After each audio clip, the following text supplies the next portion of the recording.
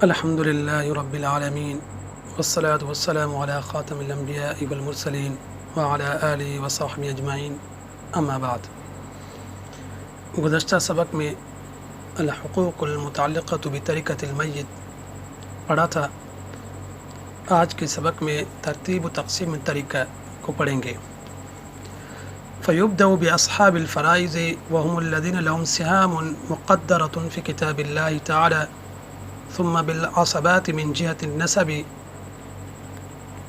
فيبدأ بأصحاب الفرائض کہ تجہیز و تکفین کے بعد اس کے دین کو ادا کیا جائے گا، اور دین ادا کرنے کے بعد تیسرے درجے پہ آتا ہے ثلث میں سے وصیت کو۔ اس کے مال کے ثلث میں سے وصیت کو ادا کرنے کے بعد اگر اس نے وصیت کی ہو تو اب یہ ورثاء کے درمیان تقسیم ہو۔ تو سب سے پہلے فیبدأ باصحاب الفرائض، اصحاب فرائض سے شروع کیا جائے گا۔ مصنف خود بتا رہے ہیں کہ وهم الذين لهم سهام مقدرة في كتاب الله تعالی۔ اصحاب فرائض وہ ہیں جن کا حصہ مقرر ہو اللہ تعالیٰ کی کتاب میں، اسی طرح سنت مشہورہ سے یا اجماع امت سے ان کا حصہ مقرر ہو، اور وہ 12 ان کی قسمیں ہیں، 10 نسبی ہیں اور 2 سببی یعنی زوجین میاں بیوی۔ ثم بالعصبات من جهة النسب، پھر اگر بچ جائے تو پھر عصبات سے تقسیم کیا جائے گا۔ پھر عصبات کی 2 قسمیں، عصبات نسبی اور عصبات سببی۔ عصبات نسبی کہہ رہے ہیں والعصبۃ کل من یاخذ ما ابقته اصحاب الفرائض، کہ عصبہ وہ ہیں جو تمام کا تمام مال لے لیں جو اصحاب فرائض نے بچایا ہو۔ اصحاب فرائض کے درمیان تقسیم کرنے کے بعد جو مال بچ جائے وہ عصبات لے جاتے ہیں، عصبات سببی۔ وعند الانفراد یحرز جمیع المال، اور اگر وہ اکیلے ہوں تو تمام کا تمام مال لے لیں گے۔ اور عصبات وہ رشتہ دار جن کا یعنی حصہ مقرر نہ تھا۔ ثم بالعصبۃ من جهة السبب وهو مولى العتاق، کہ اگر عصبات نسبی نہیں ہیں تو پھر عصبات سببی۔ عصبات سببی یعنی مولا العتاق، عتاق یعنی معتق، آزاد کرنے والا، اور جو یہ میت یہ معتق ہے تاکہ فتح کے ساتھ، اور مولا جو ہے معتق ہے۔ تو اگر معتق مر جائے اور اس کے ذوالفروز بھی نہ ہو، ساتھ ساتھ عصبات نسبی بھی نہ ہو، تو اب عصبات سببی یعنی جو اس کو آزاد، جس نے اس کو آزاد کیا ہو کہ اگر کسی زمانے میں وہ غلام رہا ہو اور اس کو آزاد کیا ہو تو اس کو حصہ ملے گا۔ تو کہہ رہے ہیں ثم بالعصبۃ من جهة السبب وهو مولى العتاق، کہ اس کے جو آقا رہے اس کو ثم عصبۃ علی الترتیب، تو اگر اس کے یعنی آقا خود اگر نہ ہو تو اس معتق کے جو عصبات نسبی ہیں ان کو ملے گا۔ اگر عصبات نسبی بھی نہیں رہے تو پھر ان کے عصبات سببی، یعنی اس کا کوئی اگر معتق رہا ہو اس حساب سے۔ تو لیکن یہ یاد رکھیں کہ عصبات نسبی اور عصبات سببی جو کہ معتق کے ہیں، اس کے اندر عورتوں کو حصہ نہیں ملے گا، یعنی بہن یا والدہ بیٹی وغیرہ اس طرح کے جو ذوالفروز، اور عصبات نسبی کے اندر اگر کوئی اس طرح کے عورتیں تو نساء ہیں تو ان کو حصہ نہیں ملے گا۔ تو پہلا پڑھا اصحاب فرائض، دوسرا عصبات نسبی، تیسرا عصبات سببی۔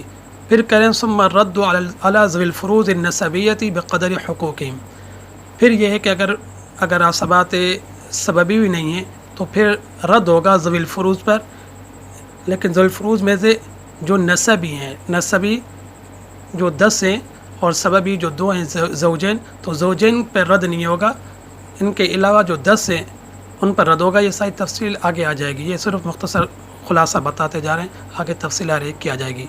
بقدر حقوق ثم ذوی الارحام، ارحام یعنی وہ رشتہ دار جن کا حصہ قرآن پاک میں مقرر بھی نہ ہو، یعنی وہ اصحاب الفرائض بھی نہ بنتے ہوں اور وہ عصبات بھی نہ بنتے ہوں، جیسے نواسہ، نواسی، بھانجی، پھوپھی، خالہ، ماموں وغیرہ۔ ثم مولا الموالات، مولا الموالات اس کو کہتے ہیں جس کے ساتھ میت نے عقد موالات کیا ہو۔ عقد موالات کے مثلا یہ شخص جو میت مجرور نسب ہو اور کسی کو کہے کہ اگر میں مر جاؤں تو میری وراثت آپ کو، اور اگر میں کوئی جنایت وغیرہ کر لوں تو آپ نے اس کے تاوان وغیرہ دینا ہے، تو اس کو کہتے ہیں مولا الموالات، عقد موالات. تو انف اس کو مانتے ہیں اور اس کے اندر وراثت کو بھی جاری کہتے ہیں، اگرچہ امام شافعی رحمہ اللہ اس کا انکار کرتے ہیں. یہ فقہ میں آپ نے تفصیل پڑھی ہوگی.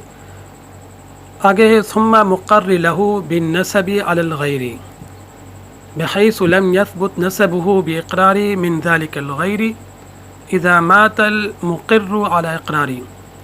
یہ پورا ایک ہی ہے اور اس کے اندر 4 شرائط کو ذکر کیا گیا ہے.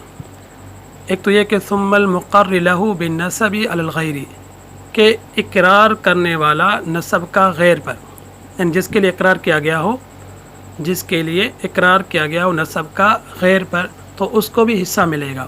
تو اس کے اندر 2 شرطوں کو رکھا گیا ہے. تو سب سے پہلے یہ کہ جس کے لیے اقرار کر رہا ہے، تو ایک تو یہ کہ وہ مجہول النسب ہو، کیونکہ اگر معروف النسب ہوگا تو اقرار کرنے سے اس کا نسب ثابت نہیں ہوگا میت سے یا جس کے لیے اقرار کر رہا ہے. دوسری اس کے اندر شرط یہ ہے کہ یہ اقرار غیر پر ہو، نفس پر نہ. یہ نہ کہے کہ یہ میرا بیٹا ہے، تو اس طرح اگر یہ کہتا ہے کہ میرا بیٹا ہے تو یہ اقرار علی نفس ہی ہوگا. لیکن اگر وہ کہتا ہے کہ یہ میرا بھائی ہے، تو بھائی کہنے سے بھائی تو اپنا ثابت کر رہا ہے، لیکن ساتھ ساتھ یہ ثابت کر رہا ہے کہ یہ میرے والد کا بیٹا ہے، تو یہ اقرار علی الغیر ہو گیا نسب کا. تو یہ 2 شرطیں اس عبارت سے معلوم ہو رہی ہیں. ایک تو یہ ہے کہ جس کا اقرار کر رہا ہے وہ مجہول النسب ہو، دوسرا یہ ہے کہ وہ اقرار علی الغیر ہو، دوسرے پر اقرار ہو، دوسرے کا بیٹا ثابت کر رہا ہو.